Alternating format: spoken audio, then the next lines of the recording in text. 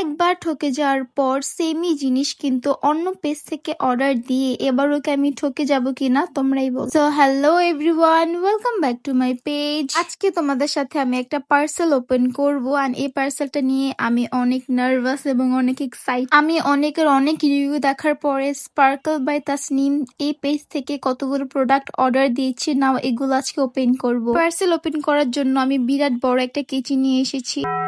পার্সেলটা ওপেন করার আগে চলো তোমাদের কাছে কিছু শেয়ার করে নিই। আমি কয়েকদিন আগে ফেসবুক পেজ থেকে এরকম হেয়ার অয়েল, হেয়ার প্যাক এগুলো আনিয়েছিলাম, বাট ট্রাস্ট মি গাইস, এটা এতটা পরিমাণে ফালতু ছিল এবং পেজের প্রোডাক্টগুলো এতটা পরিমাণে জঘন্য ছিল। আমি রিভিউ দেখেছিলাম অনেক বড় বড় সেলিব্রিটিজরা ওনাদের প্রোডাক্টের রিভিউ দিচ্ছিল। আমি ভেবেছিলাম হয়তো অনেক ভালো হবে। একে তো আমাকে একটা প্রোডাক্ট কম পাঠিয়েছে, আমি জিজ্ঞেস করার পর আমার মেসেজ সিনই করে না, মানে আজ পর্যন্ত আমার মেসেজ সিনই করে না। ওনাদের হেয়ার অয়েল ইউজ করার পরে আমার চুল এত রাফ হয়ে গিয়েছিল, মানে কি আর বলবো। চলো এখন আমরা আমাদের পার্সেলটা ওপেন করি। পার্সেলটা ওপেন করার আগেই দেখি এখান দিয়ে কস্টিপটা খোলা ছিল, মানে আমি ভেবেছি আমার কোনো প্রোডাক্ট হয়তো এখান দিয়ে পড়ে গিয়েছে, বাট না, এখান দিয়ে কোনো প্রোডাক্টই পড়ে নাই। আমার একটা ফ্রেন্ড আমাকে সাজেস্ট করেছে এবং আমি এত রিভিউ দেখার পরে ওনার পেজ থেকে অর্ডার করেছি। এখন hope for the best owner product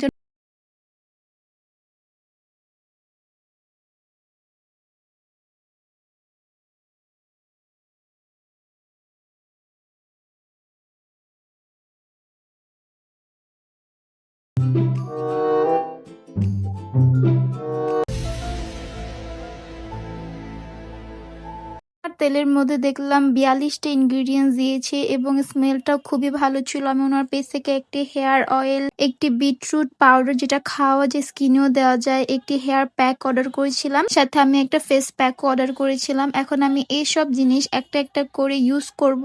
use করার পরে তারপরে আপনাদেরকে আমি রিভিউ দিব। আপনারা কারা কারা এই তেলটা ইউজ করেছেন অবশ্যই আমাকে কমেন্ট করে জানিয়ে দিবেন। তো এই পর্যন্তই ছিল। See in the next video, bye by.